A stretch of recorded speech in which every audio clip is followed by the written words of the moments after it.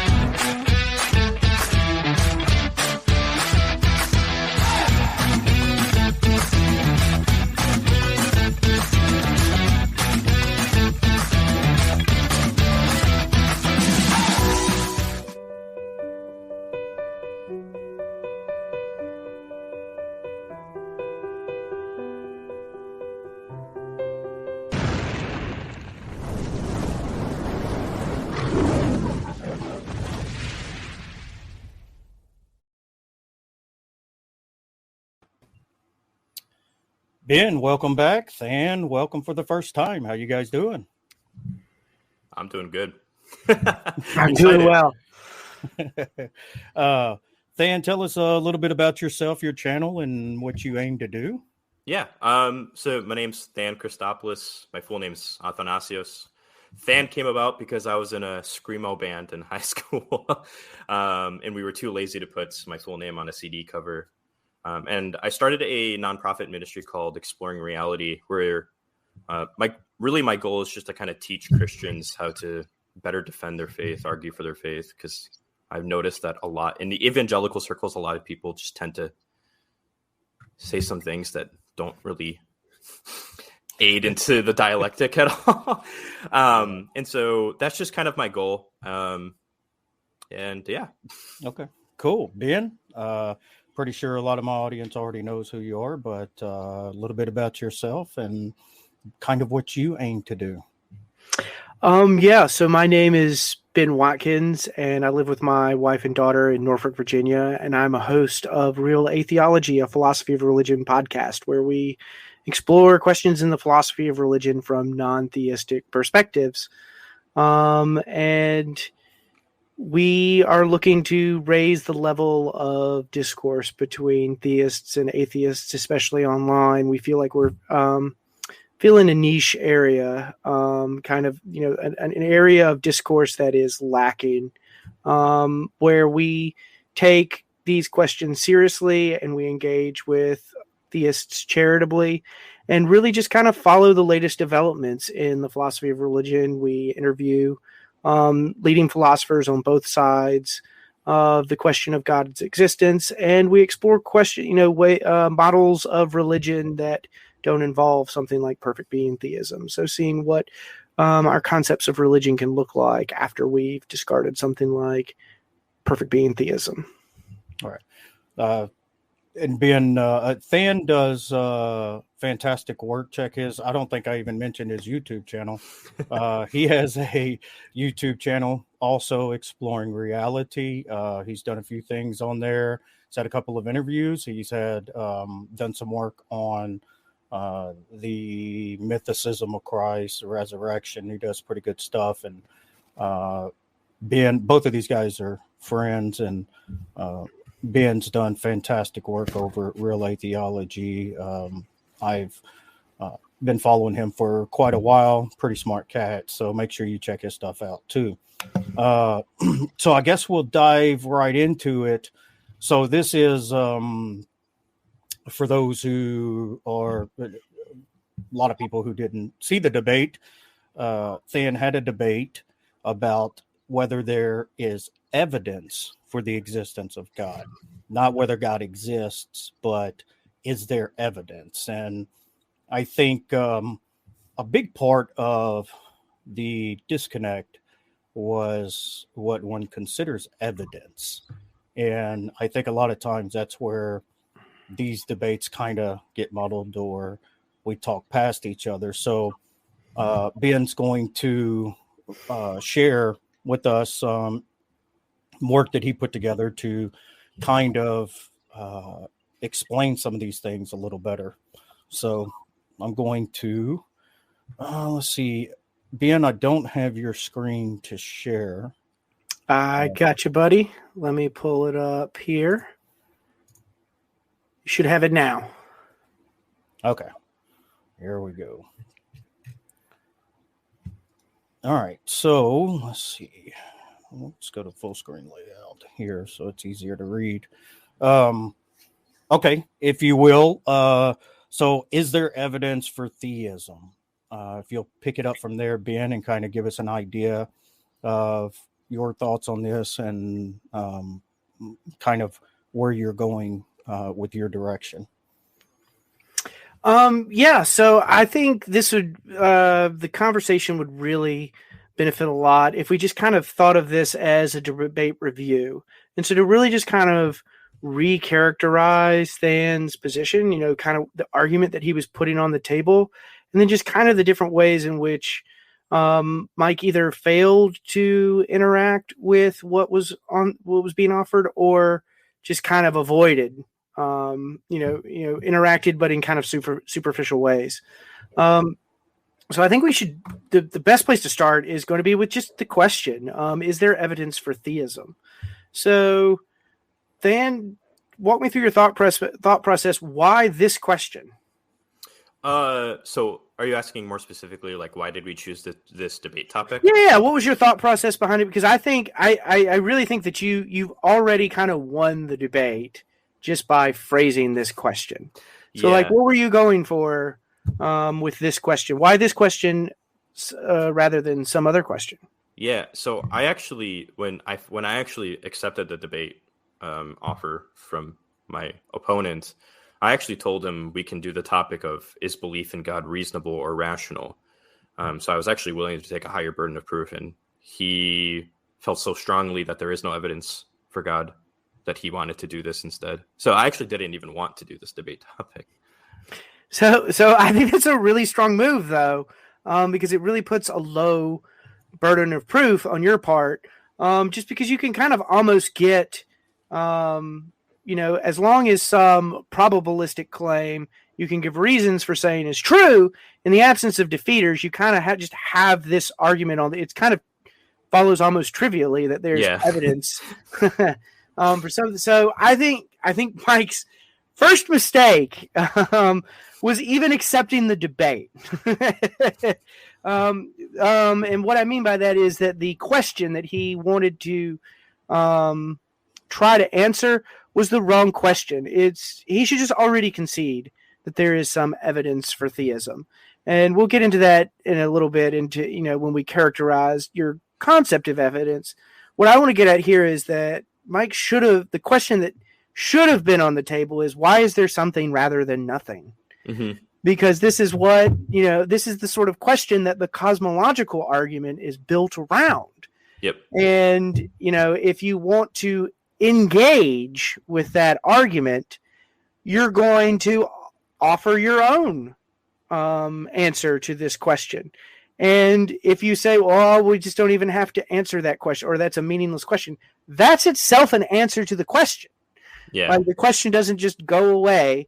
That's the most important, I think, central question. And so Mike didn't do himself any favors at this point in the debate by accepting this other question as the central, he has an uphill battle here. Like, he's got to, at this point, give at least some form of defeater for every probabilistic claim that comes up in favor of God's existence. And I think you just can concede there are some evidential considerations that can be evidence for theism.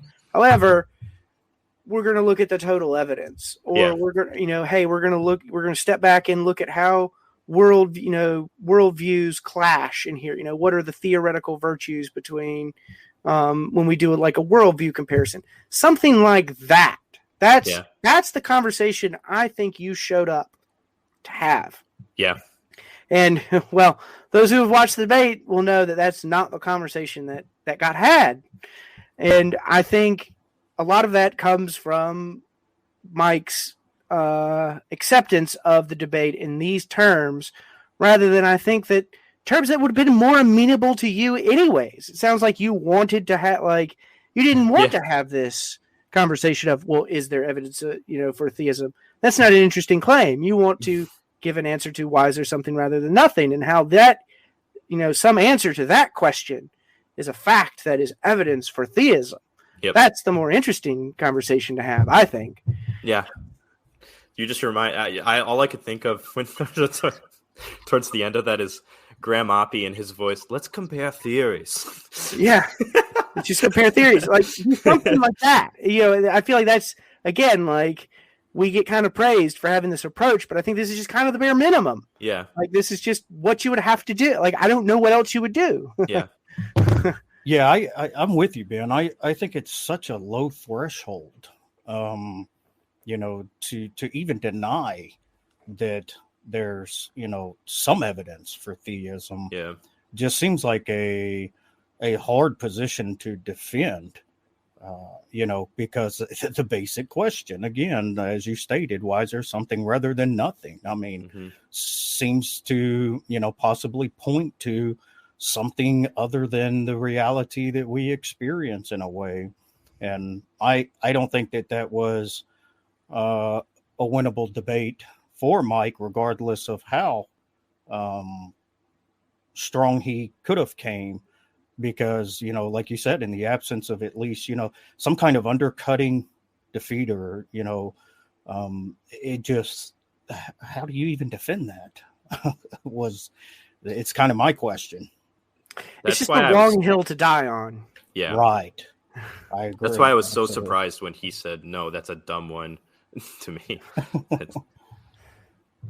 So I think now would be a good time, Than, for you to kind of put your concept of evidence on the table. Why? Because I thought this is, to be honest with you, this is why I reached out to you, is because when I saw your presentation on your concept of evidence, I was like, yes, this guy's like, I've been writing a lot on probability theory and how it relates to things like evidence.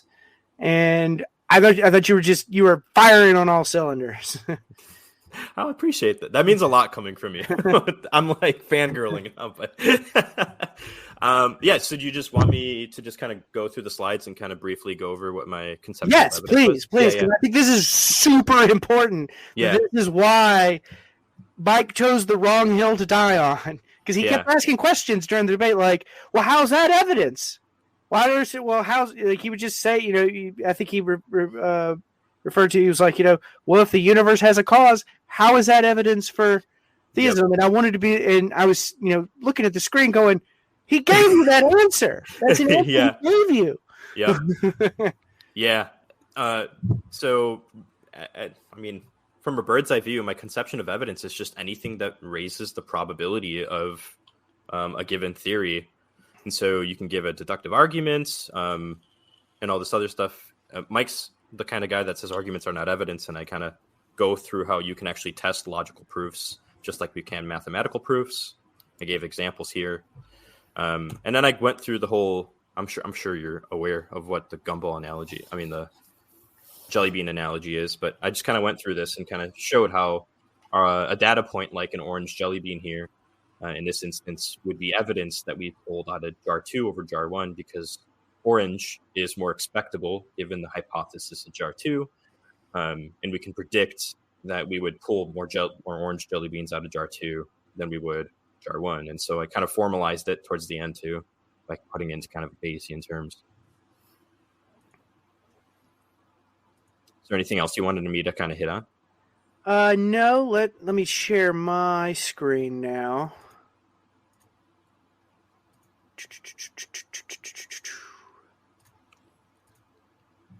Okay, y'all can see my screen? I can now. Sweet. So I don't have a whole lot more to add to Than's characterization of evidence.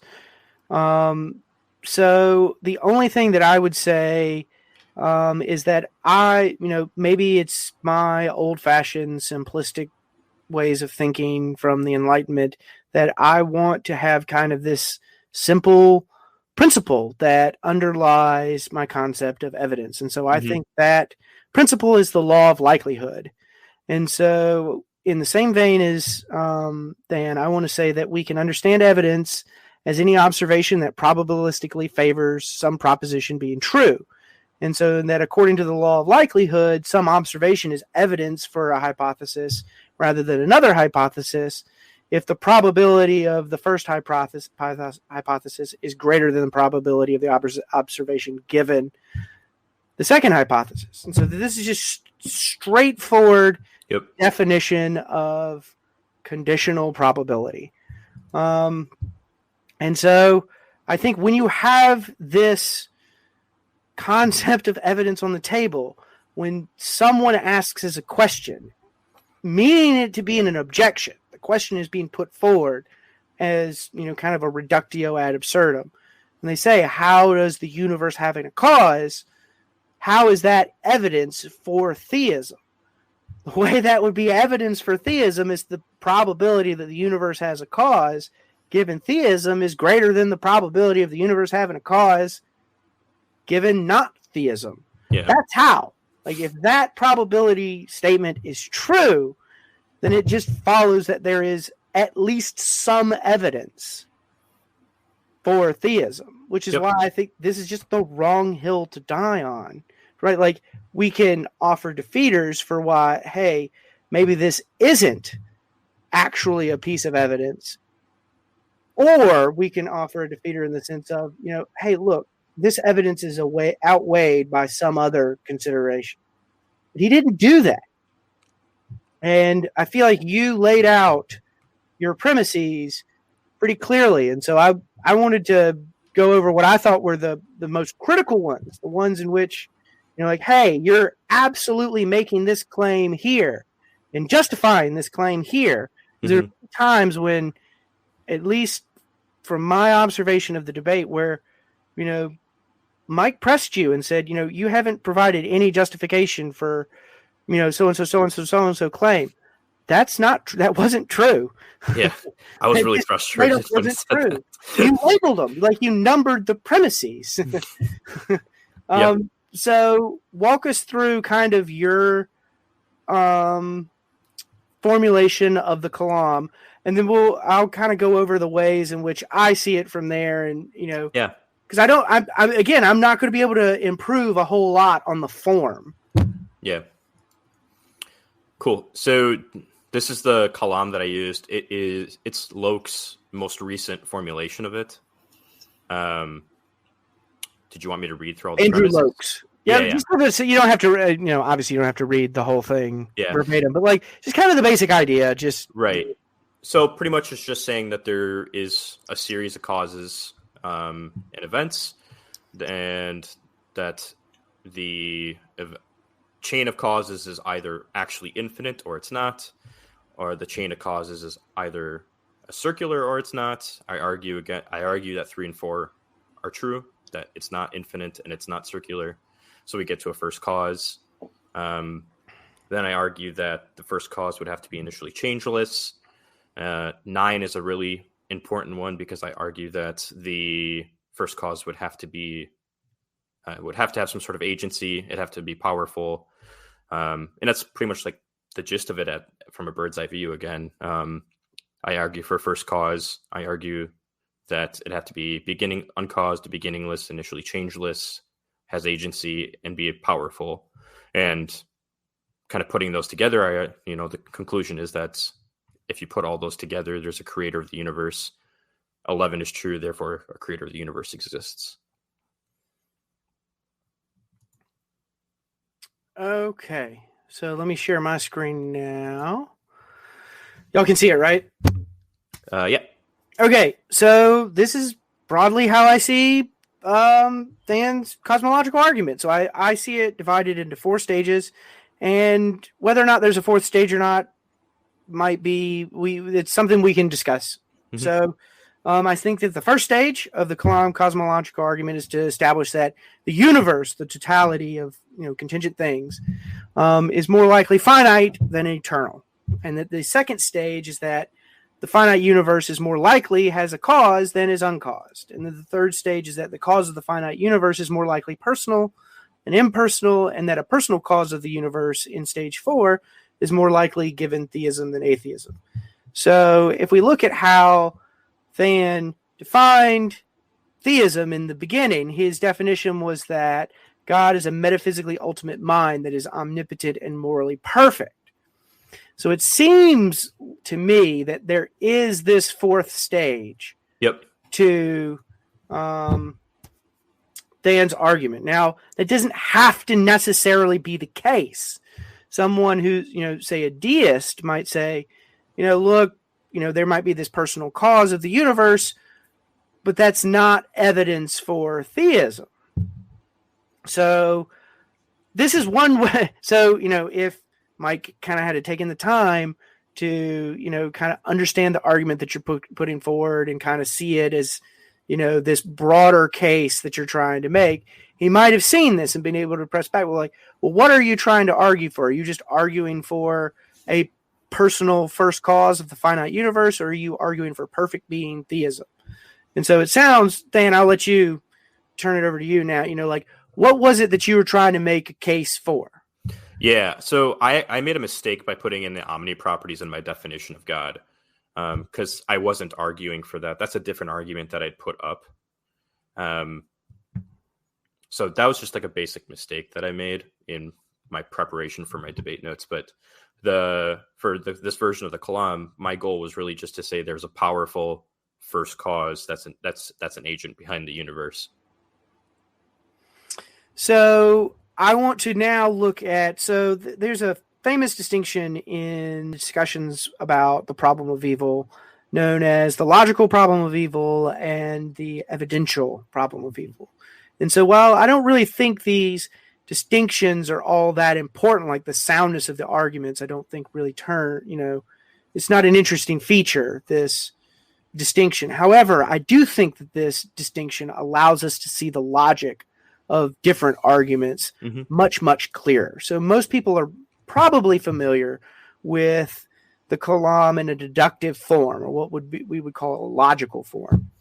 And so if you look at the document that I have here, I've kind of broken the logic out. So if someone were to challenge Than's argument, say this argument is invalid, that's clearly not the right objection to be putting forward. Because it's very easy to see how if we start with the case for the universe being finite rather than eternal, if we say that the universe is finite rather than eternal, then the universe has a cause. It just straightforwardly follows by modus ponens that the universe has a cause. And so I just do this with each step through those 4 stages. But now people like William Lane Craig and Than, you might make a similar move. They say, with a deductive argument, all you have to establish is that the premises are more likely than their negations. Well, so that's going to put us in kind of this evidential form. What does it mean for something to be more probable than its negation? Well, it turns out that Than gave us an answer to this question when he characterized evidence probabilistically. Wow.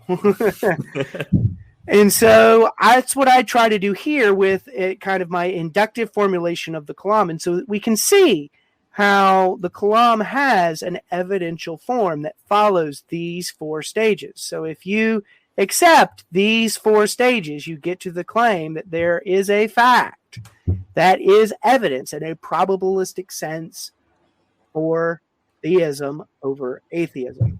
Now, whether or not that's decisive or not, this argument doesn't give you an answer. A deductive one would. Deductive one would settle that question. We're probably more, and Than, correct me if I'm wrong, I think Than's giving more the more modest case in that, look, we have argued. So he gave an a priori argument for the finitude of the past. And so if you accept that, and then you accept the causal principle that he appealed to, I think it was his premise 3. Yep. It was premise 7. Yeah. Sorry. Yes. Okay. Premise 7. He appeals to it there. If you accept that premise, then it follows here. Yep. If you accept that this cause has, this is where I think the argument is weakest in these steps. I think that it's strongest in these steps and it's weakest in these steps. If you lay it out in this way, we can have a very productive conversation. But it's very obvious, I think, from this that the objection of, well, how is it evidence for theism or atheism? The objection that's meant to be implied by asking that rhetorical question just falls flat. Yeah. No, you hit the nail on the head. The way I view everything that I believe is true, like I'm a probabilist. I Bayesian confirmation theory. So you hit it right on the head. So the other move that I couldn't help but laugh at, and I'm not entirely sure I understand it. So perhaps Mike will do a response video to this and help explain it to me better. But he basically, once we got to this step right here, he was willing to say, the universe is finite and has a cause, but the cause is impersonal rather than personal. And so I don't disagree with this move in principle. I would make a similar move. However, his premises were that the alternative hypothesis was an eternal artichoke, and that somehow Occam's razor comes into play to shave off an assumption. I'm not sure what assumption Occam's razor is shaving off here. And again, I'm really, truly, honestly not trying to misrepresent Mike. And so maybe there's just something deeper here that I'm missing. No, that's clearly what was said. And so I wanted to kind of put this in there. There are such a misunderstanding of Occam's razor. It's we don't multiply entities beyond the need, and it's just the principle of parsimony. It would seem that the more parsimonious explanation would be a better explanation. It doesn't follow that it's true, but it just seems it would be intuitionally a better explanation than complicating it. And to put a magic artichoke in there and give it all of these different properties seems to violate the very principle he was trying to skirt. So what I think was happening, and so this is me kind of speculating, so take that for what it's worth, is that the magic artichoke was really a placeholder for a naturalistic theory that Mike did not have, either because he didn't understand it or because he's just not familiar with the naturalistic alternatives for an impersonal cause of the universe, something like Graham Oppie would put forward, because it seemed like he just kind of kept appealing to different authorities, people like Sean Carroll. I don't get me wrong, I have tremendous respect for Sean Carroll, but I don't have much respect for moves such as, just saying quantum mechanics, just like as some response. Well, quantum mechanics says, okay, that's that's it. There's clearly some very difficult cosmology and even more difficult, fundamental physics at the bottom of all this, and just saying terms like quantum mechanics doesn't really doesn't really get you out of this unless you have something more to say here. And I just don't think he had that something more to say. And that's okay. That's again, people in my camp, I cannot stress this enough. Like, this is just the part where you say, I just don't know. Yep. And that's not going to be a blow if you don't accept a discussion in which the question is there evidence for theism? Yeah. Well, not only that, appealing to quantum mechanics is literally appealing to the study of the quantum. I mean, which interpretation is supposed to be the undercutting defeater? Which, it's very nebulous. So when you say that, so I think, you correct me if I'm wrong, Than, Than was saying, I gave an argument for why there cannot be an infinite past series of events. And Mike's response was something along the lines, and obviously I'm paraphrasing, so if I'm getting this wrong, please correct me in the comments. He said something along the lines, no, we can have an eternal universe because quantum mechanics. That's insufficient. He might be right. There might be something about quantum mechanics. I think there's something about quantum mechanics that's right, but like you have to say something more. If you're going to engage with the argument, you have to say, what is it about quantum mechanics that helps us understand the argument that Than is putting forward?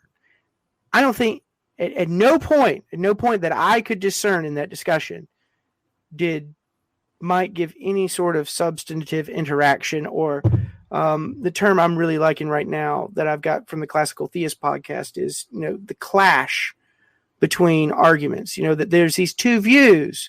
There's either the arguments on Mike's side versus the arguments on Than's side, or Mike's worldview versus Than's worldview clashing with each other, interacting with each other.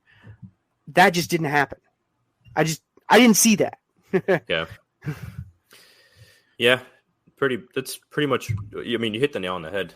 More specifically, he just kept on saying that there were models of the universe that show that they could be past infinite. And then I said, well, the thing that got me was when he asked me, well, are you saying you know more than cosmologists? And I was like, well, no, I'm not saying that, but. So, I don't know what to say about those moves. I don't want to psychologize his motivations, because I don't know him. I don't know what they are. But I do know that as far as the dialectical is concerned, if we're trying to understand these arguments better, that just wasn't the right move. So I want to turn the tables is not the right phrase, but that's the phrase that comes to my mind. Turn the tables a little bit here and say, what was the objection that you were most prepared to try to answer? Because from what I got from the debate, it was mereological nihilism. It seemed like you kind of, like in your opening statement, you were like, in anticipation of a move, you had arguments against mereological nihilism, but then in the actual debate itself, didn't really seem like he defended sort of mereological nihilism. What was the objection that you came prepared to try to address? Or, maybe it was, arguments are not evidence. I'm sorry about that trope. I'm sure you had something to say to that. Yeah. So those were the two big ones that I prepared for, like that I anticipated from him, because I've seen his past debates. Because when I finally accepted the debate with him, I spent a few hours studying his past debates, his videos, and all this other stuff. And so the two big ones that he always mentions were arguments are not evidence and mereological nihilism against the causal principle. But then I also, I sent you the slides, and then I don't know if you looked through them, but then, for instance, with my argument against traversing an actual infinite, I had objections that Oppie, Morriston, Malpass, and some others have made against that argument. And I made, I think, like 5 slides in anticipation that just in case Mike would have done some studying on some of these things. But there's a lot of different things that I prepared for, but those were the two big ones. Those are the two big ones. Gotcha. So, for those listening, when it comes to cosmological arguments in general, and this is especially people from my camp, the major objections to these arguments are not that arguments are not evidence, nor is it that you have to kind of go all in on mereological nihilism. Now, the question of, what is the true view of parts and wholes? Mereology is the study of parts, wholes. I can just be entirely agnostic about in this discussion. And nothing would turn on that. Than's argument would still be on the table. Now, I think that the most serious objection to cosmological arguments and teleological arguments in general is what's known as the gap problem. So there's this idea that we have to get from personal cause of the universe to perfect being. And that something like a cosmological argument or a teleological argument cannot, in principle, undercut an argument from evil. And so that if you're putting the two arguments on the table, the argument from evil is going to always outweigh. Yep. And so to me, that's the most pressing problem for this argument, because you can accept it in its entirety, except for the final move. I go back to my right here, this move right here. Yep. The idea that it's the probability that the personal cause of the universe is a perfect being is greater than if it was not a perfect being. And so if we're construing, so there's another distinction I should make here.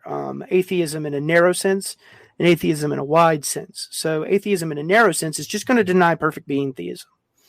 Whereas atheism in a wide sense is going to deny gods in general. It's going to deny not only perfect being theism, but things like theism or deism and panentheism and polytheism. But so generally what's taken in these discussions is one about narrow theism. It's about the denial of perfect being theism. So this is why I said at the beginning, this is where, Than can avoid this move very easily by just not defining theism as perfect being theism, by just sticking to this wider theistic conception where the problem of evil has no bite. Yep. So I don't want to ramble too much, so I'll let Than.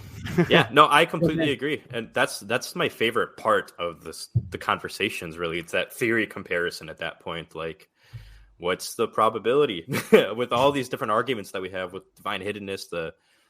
I think teleological suffering for me is like one of the scariest arguments. So, yeah. With the gap problem, if we were going to put that on the table, what would be your go-to kind of response? Well, before we get there, I was interested in one of the things you guys were talking about. I didn't want to get too far away from it. Oh, you're fair. You're good. You're good. On mereological nihilism, how does mereological nihilism affect causality? I understand it's they're really the parts to a whole is all that exists, not the whole itself. Is it just that denying these relations is what affects the causal principle? So I can speculate. Than, do you have something to say? I'll have a speculation. Yeah, this is speculation as well for me, because but from the way I see it, if you deny any sort of composition, then all there is mereological simples, and it thereby follows that nothing actually begins to exist unless you want to call arrangements of particles something that begin to exist. But right, okay, that's just the way I see it. Yeah, I was interested in that aspect, and for those in the audience who's not familiar with mereological nihilism, it's pretty hard to wrap your head around if you're not familiar with it. So we won't try to explain it here. But I still can't wrap my head around.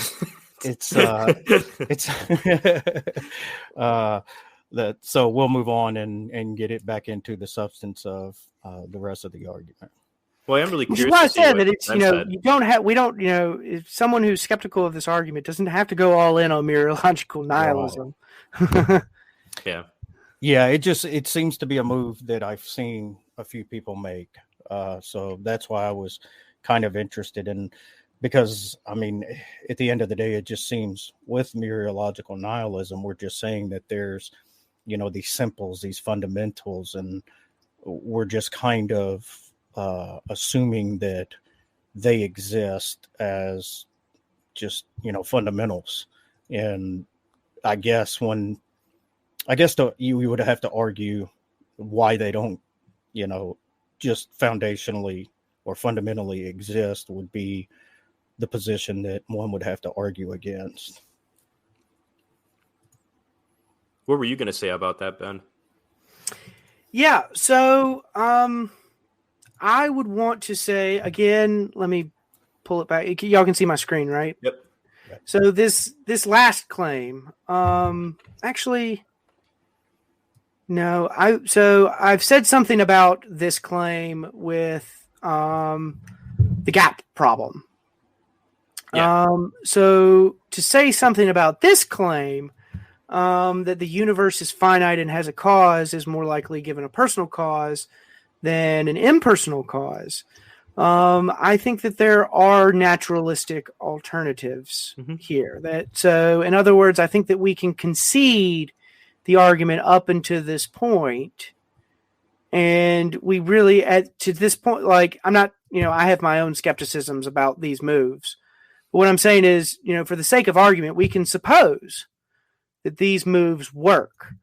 But then once we get to this move, there are some other, I think, very plausible naturalistic alternatives on the table. And so I'm not saying that I know that this view is true, because I don't. I'm not a cosmologist, and there's obviously people much smarter than me that are working on these problems. And I consider my area of expertise in moral philosophy, not cosmology. So I'm not going to pretend to know more than I do in these areas.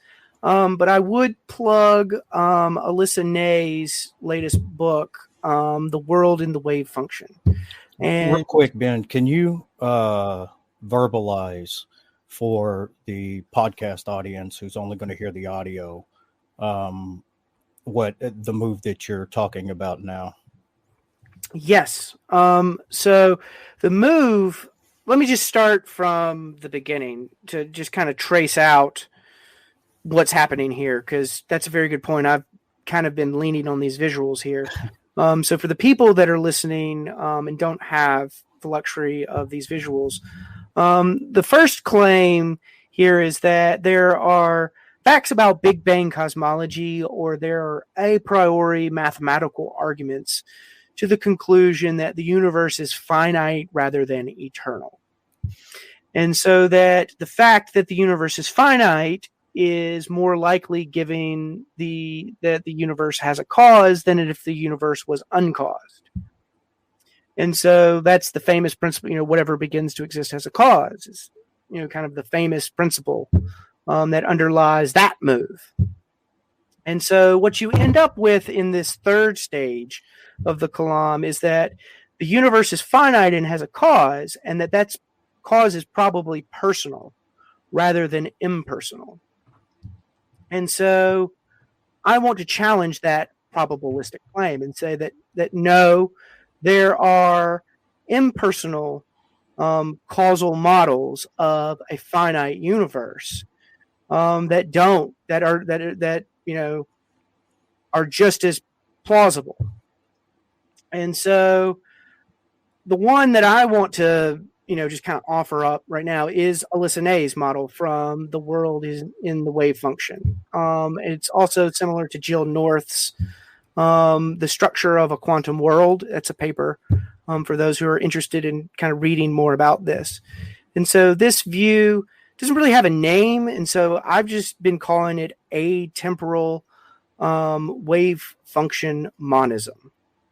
And so this is the view that the most fundamental concrete thing that exists is the universal wave function of quantum mechanics, and that all other phenomena in the causal domain emerge from this universal wave function.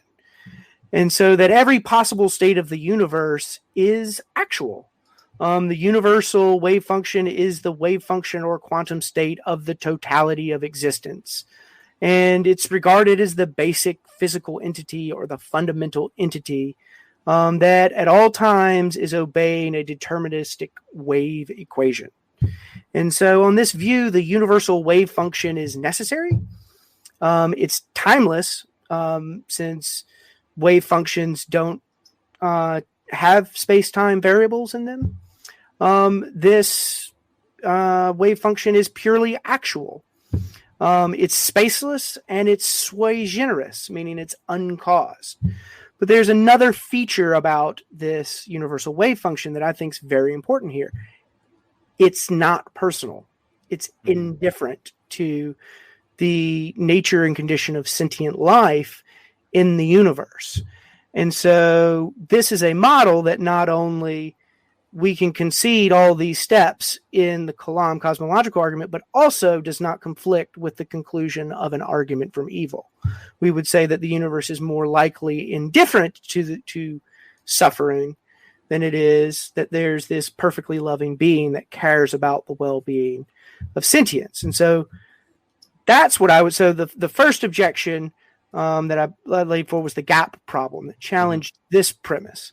Well, the second objection would want to challenge this move here and say that no, there's this atemporal universal wave function monism view that we can have on the table that can concede these moves here, but block this move to a personal being. So just to sum it up, it's the inductive part of getting to the personal creator.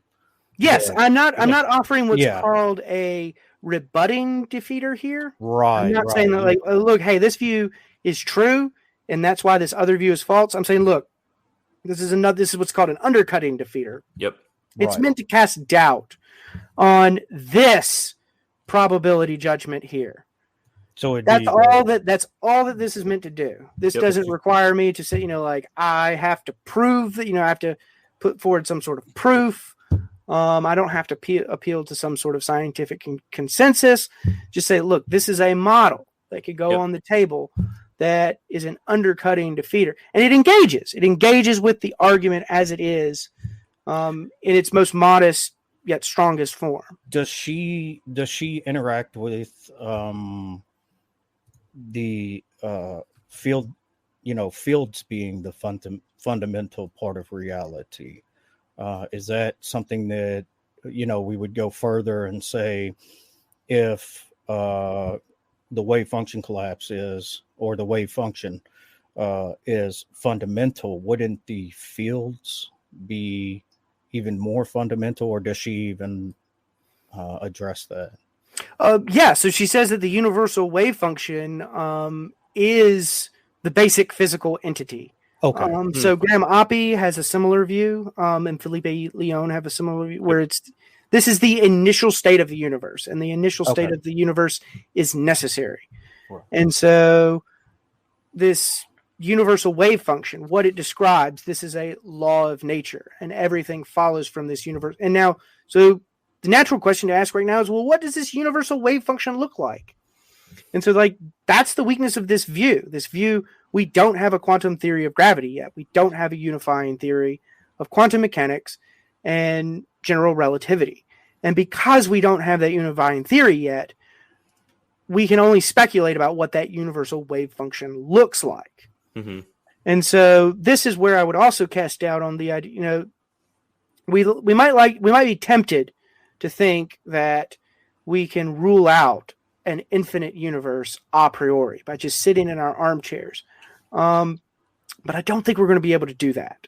I'm skeptical of those arguments because I think what we're going to have to do is kind of the really deep cosmology, that the theoretical cosmology that's happening at something like CERN, that's establishing the basic the standard model of particle physics. We're going to have to do something like that in order to determine whether the universe as a whole, the totality of contingent things, is infinite or finite. And I just don't think anyone really knows right now. Right. I hate that. There's no part of me that likes saying that out loud. I know. Well, I think the overarching theme here is while it's not an undercutting defeater, it's a rebutting defeater. So now we need a symmetry breaker. You know, exactly. Why would we take? And that's the conversation we were trying to have. That's the conversation that we were trying to have. That's the conversation Than was trying to have. Right. That was the kind of conversation I showed up to watch. Yeah. Yeah, exactly. What is the symmetry breaker? Why would we, when we have a decent rebutting, defeater for it, what is it to choose one over the other? So, but I also don't think that it's a cost to skeptics or naturalists to just say, so this is an evidential chip. I'll go ahead and lay my cards on the table. I think does favor theism. That I think that if the datum is that the universe is finite, then that's at least some, like, granted, there's these 4 stages. There's a lot of moves in there. So I'm not going to say this is strong evidence, but I'll at least concede that it's weak evidence for it. But I think there's stronger datum. So this is where I would criticize Than, in that I think that because he agreed to the question, is there evidence for God? Just use a datum that's easier, that doesn't have 4 stages. Yeah. Appeal to something like moral agency or religious experience. Do religious experiences. So I wanted to, but anytime I've ever talked to him about that kind of stuff, he just kind of pulls the, I don't know how to describe it. You think your hallucinations were evidence of your God, stuff, that kind of stuff. And I wanted to try to avoid that rhetorical battle as much as I could, because that's why I hate debates. So I think the strongest, so if I were put my theist cap and put myself in your shoes, I would appeal to moral agency. And I would say, look, the probability of observing a moral agent given theism is 1. Because God is a moral agent. Yeah.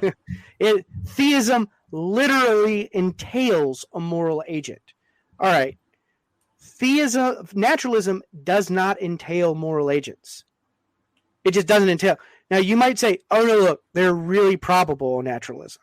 They're like really, really, really probable in naturalism. Even if that were the case, it doesn't entail them. Yeah. It's just always like, and there's a famous principle that I think is really important that gets overlooked a lot in the probability calculus called the weak anthropic principle. So the weak anthropical principle basically just says, look, we have to account for the fact that we are observers in the universe and that the universe is compatible with observers. And so that's old evidence. Mm-hmm. That's part of our background data, is that the universe is compatible with observers. So what does that mean? Well, it means that consciousness doesn't favor either naturalism or theism, because the weak anthropic principle entails conscious observers. Mm-hmm. However, the weak anthropic principle does not entail that these observers are moral agents. Yeah. So one of the strongest objections to teleological arguments here just doesn't even apply to moral agents. So if your burden is only to establish that there is a consideration that favors theism over naturalism, moral agency is the easiest one because it gets you there in one step. Yeah. That one step is super difficult to avoid. Yep. Well, but then wouldn't you have to at least justify the position in the more realist position? Yep. Sure. Fine. So if someone says, like, there are no, like, that's one way to avoid it. Like, there just are no moral agents. Okay. Well, now the conversation is shifted to, now the question turns on, is it more plausible that there are moral agents or not moral agents? I think the moral skeptic loses that dialectic. Yeah, I do too. But that's a really good point. I've tried in the past. I've given him arguments for moral realism, and they were just always strawmanned. And so it's my claim also does not assume moral realism. I guess it does in one. So it assumes that there is something like intrinsic value, mm-hmm. and that there are agents that make morally significant decisions. Or that, I don't think this is a datum, but other people do. Libertarian free will. Mm-hmm. If moral agency implies libertarian free will, and libertarian free will is more likely on theism than naturalism. Mm-hmm. That's just another way in which moral agency favors theism instead of naturalism. And so I think that if you were to ask me, like, what is the strongest argument for theism, I'm going to point to that one every time. Yeah. Because there are no good dialectical moves for the naturalist other than to just bite the bullet and say, look, okay, this is an evidential chip that falls in favor of theism. However, there are these other evidential chips. That's not the end of the story. And that's okay. Like, it's okay for skeptics to just concede that, like, look, there can be evidence, like, all the evidential chips don't have to fall in your camp. The reality is just more complex than that. Yeah. It's not that clean and neat. And that's a very good point, because one of the things that I try to hammer home over and over again is theism or non-theism is abductive. It's which pieces of evidence do you think falls for theism and which pieces do you think falls for non-theism? And at the end of the day, when we weigh all these pieces, it usually people they err on the side of what's more plausible to them or what they're, convinced of. That's why I don't think that atheism itself is irrational, because I think it's an abductive case. It's what's more plausible to you, given these different pieces of evidence that could go either way. For anyone who's familiar with my work, they'll know that I'm very fond of saying exactly, what Eddie just said, to echo it, is that, to just dispense with things like burdens of justification and just let evidential chips fall where they may. That's the right, we should let evidential chips fall where they may and then proportion our beliefs to the evidence. That's just kind of the basic guiding intuition that I use in the philosophy of religion. And I don't know, maybe I'm naive. Maybe there's some just really weird trick with artichokes and Occam's razor that I just don't get. Well, that's the thing. And I would be one of the first to admit, the two huge chips in the equation is divine hiddenness and the evidential problem of evil, that and suffering. I still struggle as a theist with those. Those are the big chips. I think those are the big chips on the one side, but then I think there are other chips elsewhere, kind of scattered in there. But to my mind, those are the two really, really big ones. Yeah. That I think people really struggle with them, not only intellectually but also existentially. Yeah. I think people really struggle with the bad things that happen in the world, and I think people really struggle with what seems to be God's silence. Yeah. And talking about the evidence, to kind of put it in a Bayesian analysis or form, every bit of evidence counts, and every bit of evidence adds up.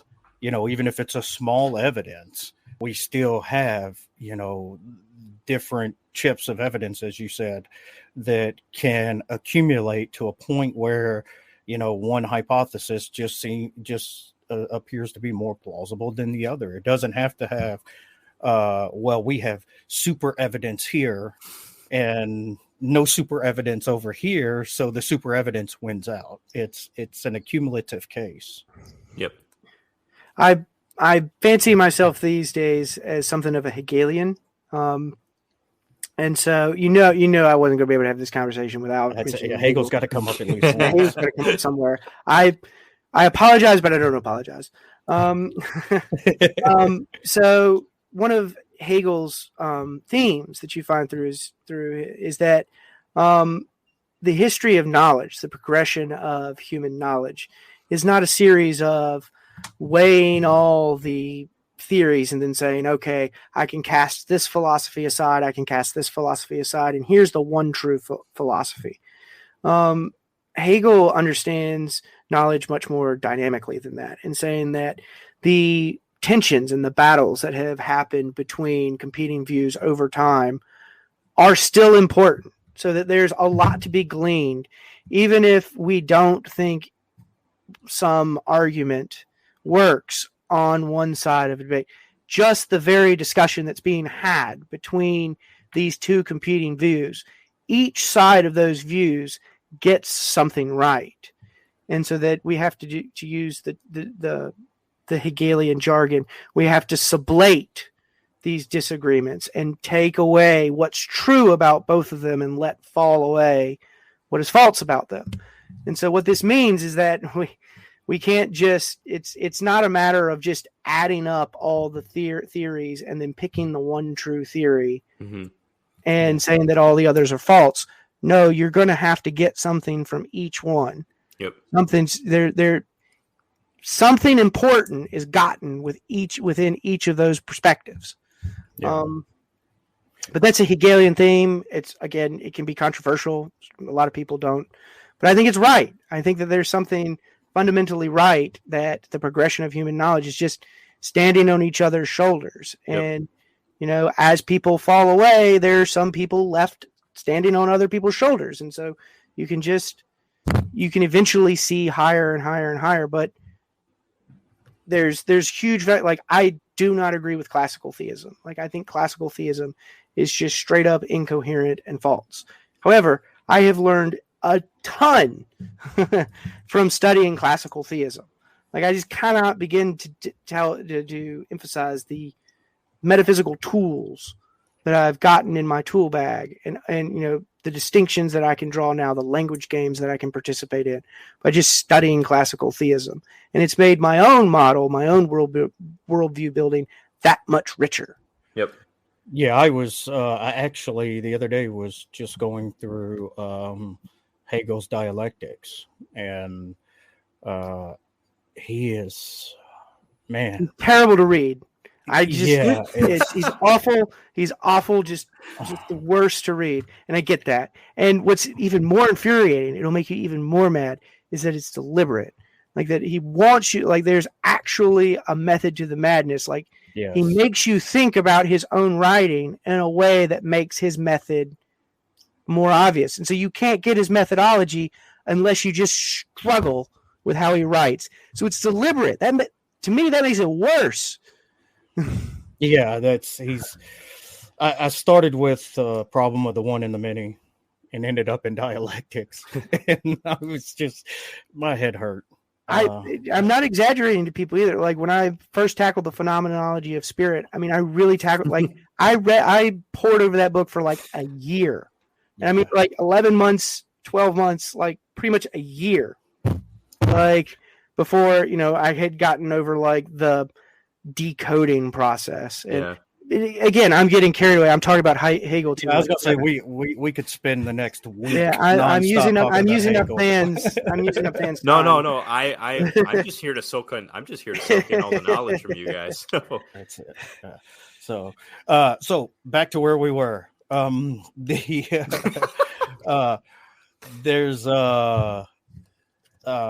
So you have a competing hypothesis, a naturalistic competing hypothesis. And as I think we all agree that the debate should have been the symmetry breaker between those competing hypotheses. Is there any other parts of the debate that you that really stuck out to you, Ben? Yeah. So I guess I would take a little bit of issue with what you just said, in that that what you said is true if you assume that that's the question that they should have been fair enough. discussing. Is that, is there any evidence for theism? That's a symmetry. However, I thought that the better question to ask would be, why is there something rather than nothing? Yep. Right. And so then I think at that point, since we both have speculative views on the table, we'd have to have kind of like a Graham Oppie discussion where we start to weigh the theoretical virtues and vices of each view. Yep. Unfortunately, I don't think we're going to come to any determinate agreement here. We're not going to be able to resolve all of our disagreements here. Yeah. However, I think that we can have a super substantive discussion. Yeah. And again, I think that at the end of the day, switching back to that other question of, is there evidence for I think you just concede that. I think you just say, yes, there is evidence for theism, and don't die on the hill that there is no evidence for theism. So like we could say, like, is there this symmetry breaker? You know, the debate should have been about the symmetry breaker between these two views. No. Mike's strongest move was to just concede. There is some evidence for theism. That was his strongest move. That's just not the move he agreed to. Yeah. In the discussion of the debate, I think he would have had an easier time tackling something, you know, a bigger question like why is there something rather than nothing? Because at that point you're putting two views that are roughly on equal footing, and you're just trying to see what comes. You're letting them clash. You're letting the arguments do all the work. You're there not to defeat the other person or, you know, use an argument like a weapon. You're there to try to resolve disagreement and grow and learn. Make progress. That's what the right answer looks like. Yeah. No, I completely totally agree. Like what I'm not saying that Eddie was wrong. Like what Eddie is saying is right, given that you're that Mike's made these other really bad moves. Right. Well, I tried to. We ran out of time, but I gave him like a Rasmussen argument from limits. But then we ran out of time. That would have been my next move. I don't think that those, like, that argument. This sounds really bad. And again, I don't know Mike, but I think that I don't think he even understood the main thesis of something like Josh Rasmussen's argument from arbitrary limits. Like, I just like, that's just something that's not like, I'm pretty sure he doesn't understand how a modal collapse works either. Just like he doesn't understand it, he just doesn't understand that argument either. Like, he's not familiar with them, and that's not an objection against it. You know, not everyone can be familiar with everything all the time. Yeah, that's totally fine. Subject. I don't expect everybody to. Just admit that. Yeah, just like I'm happy to admit that, like, if you and I were to enter this kind of a conversation, it'd be a student-to-teacher one, and I'm happy with that. Just being able to admit that, like, hey, like, you know, we can have these conversations and disagreements, but yeah, I'll just concede that if the universe is finite, that's some evidence for theism over. Like, I don't think you've dealt any serious blows to naturalism. I think you've only done. All that you've done is be more modest in the claims that you're making, and you've progressed the conversation that you're having further by just increasing the common ground you have and having more interesting discussions. It's not as bad as, you know, well, the definition of atheism is the lack of belief. That one really sucks when you can't get past the definition of the terms. I usually just concede to that and move on. I do too. It's not a hill to die on. There's a term for that. It's called lack theism. We won't go into propositions and their negations and burdens and that.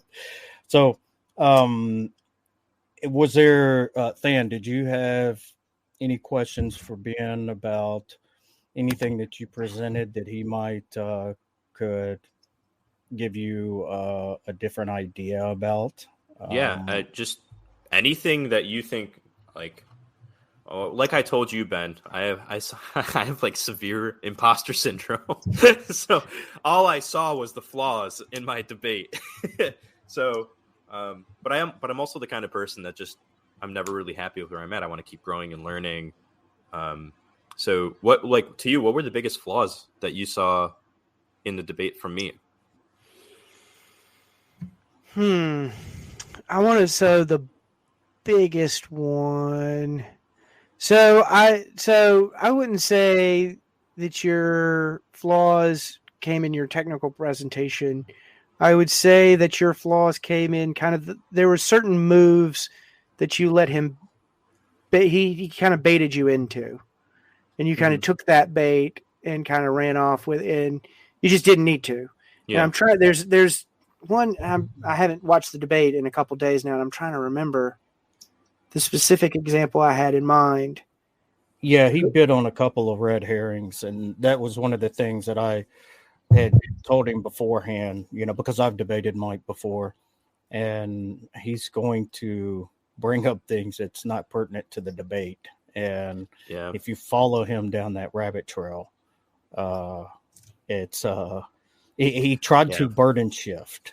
Well, obviously the big one was the magic artichoke. So like you just like obviously shutting that silly objection down quickly and decisively can be hard in the moment to do. Like just it's hard to just do. Yeah. I feel like a lot of time was spent on that part when you could have just continually dismissed it. Just been like, no, it's not analogous. You were hitting on it or around it too. Like I don't want to like sound like you were missing this mark at all because look, you're just you're using a concept of God and you're just calling it a magic artichoke. Yeah. Like, so right. You were hitting around. You like that's exactly how you have to approach that. You have to just kind of dismiss it. It's just being like no, this isn't really a serious response to what I'm trying to say, and it's certainly not a serious cosmological model. Yeah. I haven't seen the artichoke hypothesis before. I was kind of it seemed to be just another variation of the flying spaghetti monster. Yeah. And you mimic it at some point that the law of identity is going to step in, and it's going to be, you're literally talking about what I'm presenting as God. Yeah. And you're just calling it a different name. That's it. Yeah. So, I think it was William Lane Craig that had said, well, fantastic. We agree. God exists. You're just calling him something different. And I think those parodies, and I understand where Mike was going with it, looking for, a hypothesis naturalistically that could be competing. I just think it miserably failed. Yeah. I love those theory comparison to conversations where you compare the ontology, the virtues, the simplicity, all this other stuff. The clash in those discussions is really good between their arguments. Like you really get to go deep into what it is, and it really requires this rich concept of evidence that you sketched out too, and that just it's very clear that at least by my observation that Mike just wasn't. He just didn't have that concept. It just wasn't the concept that he was working with. And you could just ask it, but the rhetorical questions that he was asking, well, how is that evidence? Or how is that evidence? And I just sitting there hitting my head going, oh my God. Yeah. Like the worst part. He defined his terms. He literally did it all right. Like he gave an opening. The worst part that got me was because I asked him, like, I didn't expect him to have my premises memorized. But I asked him what was premise 9 in my arguments. And then eventually he admitted, well, I don't know. It was a boring opening. It's not, that doesn't help. That's so unhelpful. Well, when somebody has all those slides and they're going through them and the other person's not even writing, I think that kind of gives you an idea of where it's going to go. But I knew where it was going to go to begin with. I debated it, but we debated on the contingency, and he literally didn't even interact with the argument. I mean, just went straight to something else, and it was an argument he agreed on. And I made it as bare bones as possible. I was almost embarrassed at what I presented as an argument because I knew he wasn't going to prepare. But hopefully he sees this, and hopefully he can take some constructive criticism from it. Because again, Mike's in my camp. I'm not trying him to do better. Yeah, I'm not trying to tear him down, right. And I'm not trying to make fun of him. But I do want to, this is one of those things that's frustrating to me in my own camp is that I think sometimes people's egos get the better of them, and they end up in situations. I compare it a lot to martial arts. So there are levels to martial arts, and so if you try to pretend to be in a level that you're not in, you can get embarrassed very quickly.